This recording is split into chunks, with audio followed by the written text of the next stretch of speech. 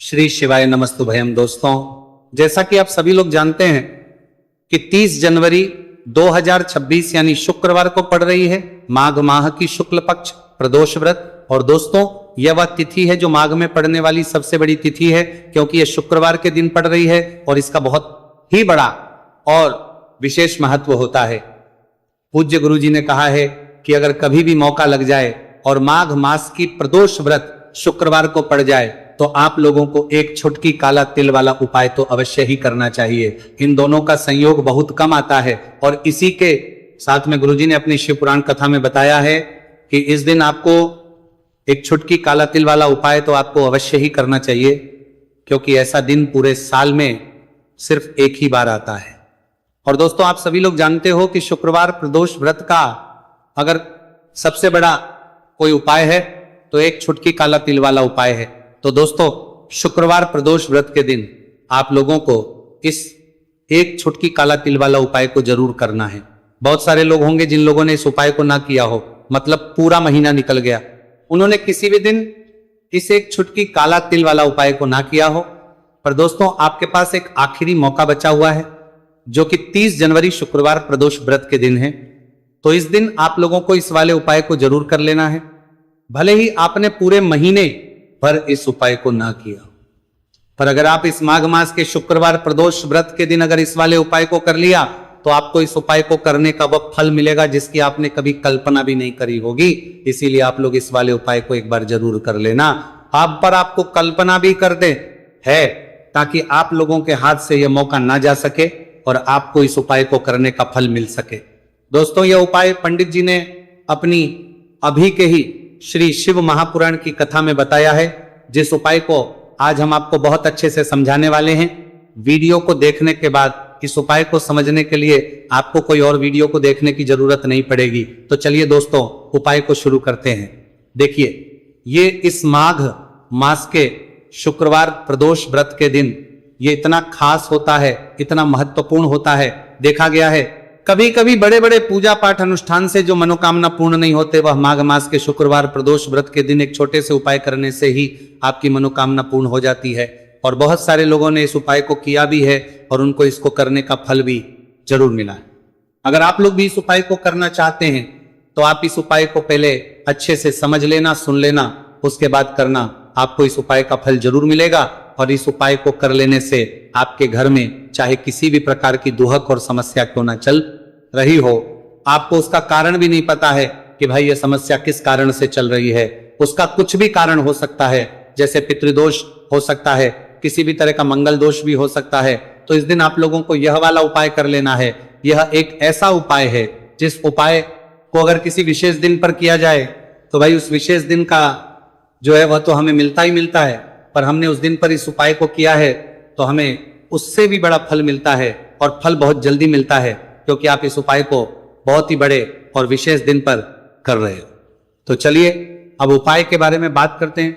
उससे पहले आप लोगों को यह जानना आवश्यक है कि आखिर यह उपाय किस समय करना है, किसको करना है और कैसे करना है। तो चलिए हम आगे आपको वीडियो में एक एक करके बता देते हैं। लेकिन उससे पहले अगर आप लोग हमारे चैनल पर पहली बार आए हैं या फिर मेरी आवाज आज पहली बार सुन रहे हैं तो हमारे चैनल को सब्सक्राइब जरूर कर लेना और इस वीडियो को लाइक करके कमेंट बॉक्स में श्री शिवाय नमस्तुभयम ओम नमः शिवाय जरूर टाइप कर देना। तो दोस्तों, इस एक छुटकी काला तिल वाला उपाय को हमें इस शुक्रवार प्रदोष व्रत के दिन कैसे करना है, किसको करना है, किस समय करना है और कहां पर करना है, ये सारे सवालों के जवाब आपको इस वीडियो में मिल जाएंगे। और जो ये वीडियो देखेगा भाई उसको एक छुटकी काला तिल वाला उपाय जरूर करना चाहिए, क्योंकि इस दिन एक छुटकी काला तिल का भी बहुत ही बड़ा और विशेष महत्व होता है। और जब बात आ जाए एक छुटकी काला तिल वाला उपाय की तो ये सोने पर वाली बात हो जाती है और ये एक बहुत ही बड़ा उपाय हो जाता है इस शुक्रवार प्रदोष व्रत का। तो अब दोस्तों, इस एक छुटकी काला तिल वाला उपाय को आखिर करना किसको है, सबसे पहले हम लोग वो बात जान लेते हैं।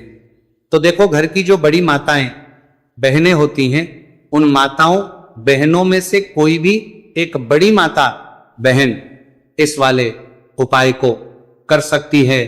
और दोस्तों, अगर आप चाहें तो अपने घर में से सभी सदस्यों को भी इस उपाय को करवा सकते हैं।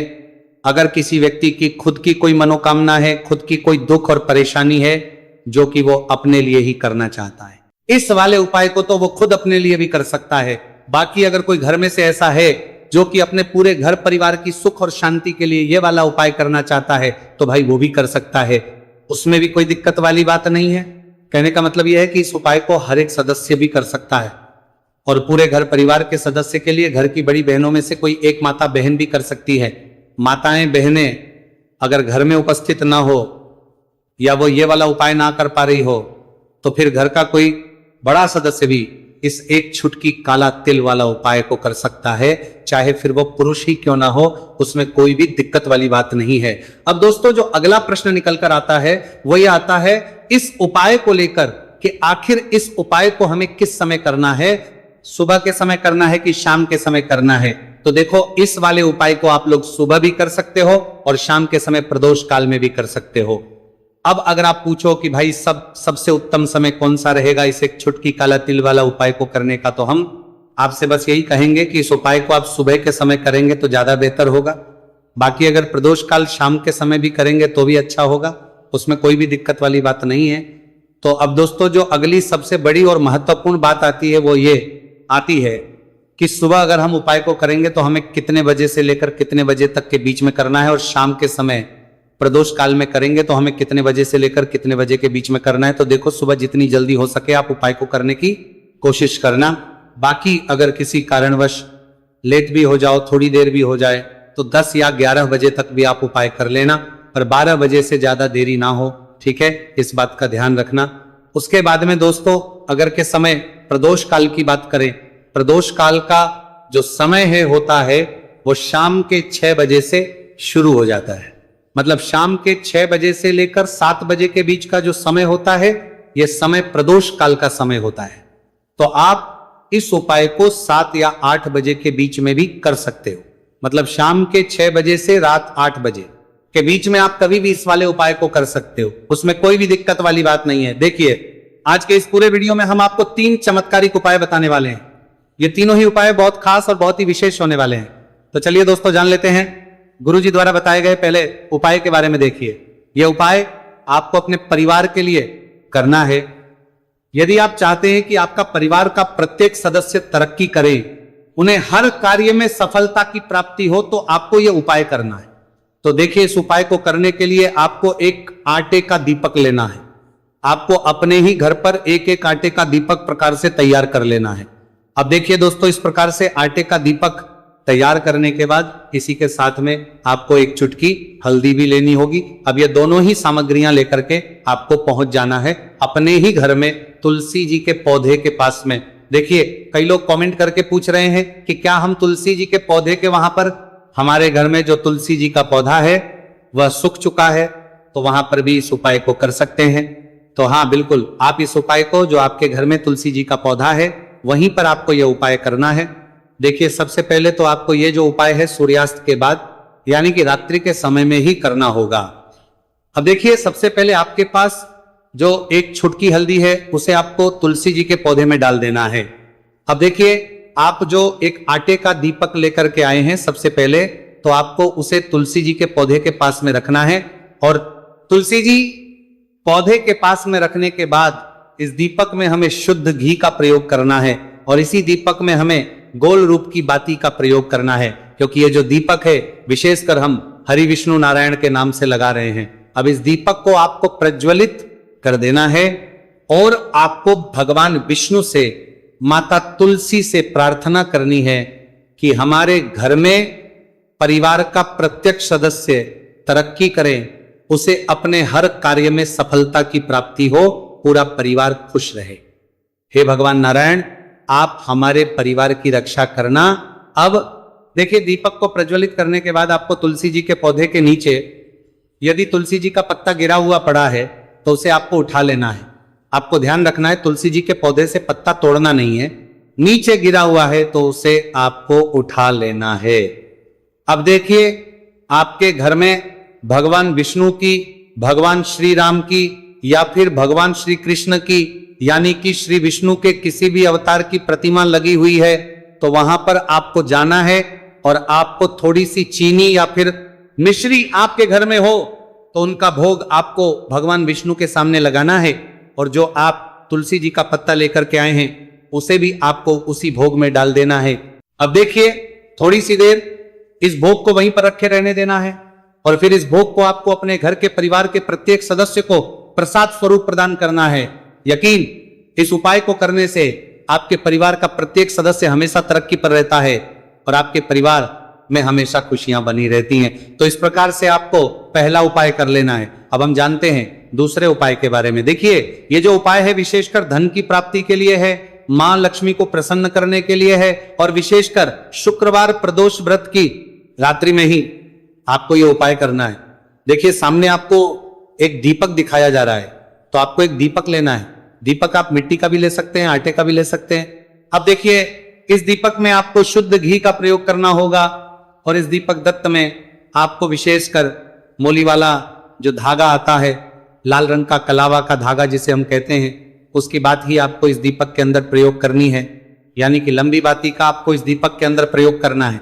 अब देखिए, ये जो दीपक है आज रात्रि में लगभग 8 बजे के लगभग आपको ये जो दीपक है तुलसी जी के पौधे के पास में प्रज्वलित कर देना है।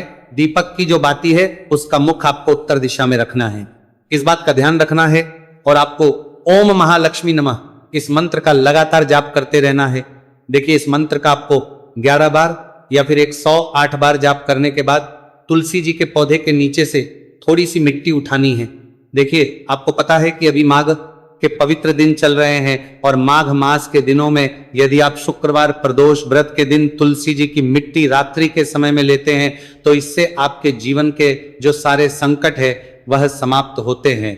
अब देखिए, आपको एक गिलास लेना है, उसमें आपको जल भरना है और जो आपने तुलसी जी की मिट्टी ली है सबसे पहले तो उसे गिलास के अंदर डाल है और इसी के साथ में आपको एक चुटकी हल्दी भी उस पात्र के अंदर डालनी है।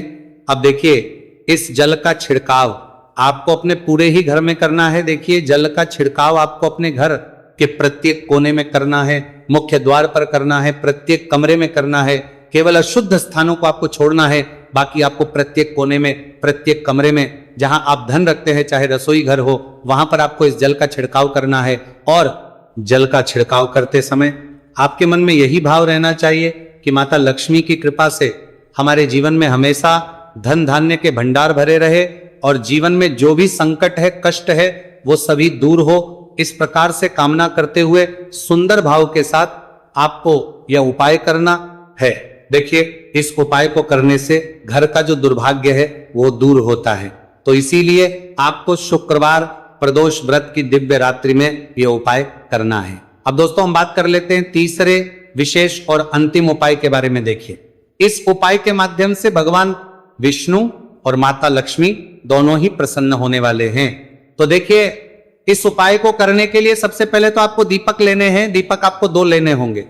आप चाहे तो दोनों ही दीपक मिट्टी के भी ले सकते हैं, दोनों ही दीपक शुद्ध आटा माकर उनके भी तैयार कर सकते हैं। अब देखिए, दोनों ही दीपक के अंदर आपको शुद्ध घी का प्रयोग करना होगा। अब देखिए, 2 दीपक हैं, उनमें से आपको एक दीपक के अंदर गोल बाती का प्रयोग करना है और एक दीपक में आपको लंबी बाती का प्रयोग करना है। देखिए, लंबी बाती वाले दीपक के अंदर आपको लाल बाती का प्रयोग करना है। जो मोली वाला धागा आता है कलावा का, उसी की बाती का आपको प्रयोग करना है। अब देखिए, इसी के साथ में आपको एक चुटकी हल्दी लेनी है और एक चुटकी आपको काले तिल लेने हैं। अब देखिए दोस्तों, ये उपाय भी आपको विशेषकर रात्रि के समय में ही करना होगा। तो देखिए, सबसे पहले तो आपको ये जो सभी सामग्रियां हैं तुलसी जी के पौधे के पास में लेकर के पहुंचना है। देखिए, आपके पास जो गोल बाती का दीपक है, इसे आपको तुलसी जी के पौधे के पास में प्रज्वलित करना है। ओम नमो भगवते वासुदेवाय नमः इस मंत्र का जाप करते हुए। अब देखिए, आपके पास जो काले तिल है उन्हें आपको अपने सीधे हाथ में रखना है और आपके जीवन में जो भी समस्या है, परेशानियां हैं, जीवन में जो भी संकट है, बाधाएं, उन सभी को दूर करने की आपको प्रार्थना करनी है। और ये जो काले तिल है आपको उससे जलते हुए दीपक के अंदर डाल देने हैं। तो देखिए, इस प्रकार से हमने ये जो गोल बाती का दीपक है भगवान विष्णु के निमित्त प्रज्वलित किया है। अब देखिए दोस्तों, आपके पास जो लंबी बाती का दीपक है और आपके पास जो एक छुटकी हल्दी है, इन दोनों को आपको अपने घर के मंदिर में लेकर के पहुंचना है। देखिए, आपके घर के मंदिर में जो माता लक्ष्मी की तस्वीर है या फिर माता लक्ष्मी के किसी भी स्वरूप की तस्वीर है, प्रतिमाएं हैं, तो सबसे पहले तो के सामने आपको ये दीपक रखना है। दीपक के नीचे आपको चावल या फिर अनाज के कुछ दाने अवश्य ही रखना है। देखिए, सबसे पहले तो आपको ये जो दीपक है इसे माता लक्ष्मी जी के सामने प्रज्वलित कर देना है।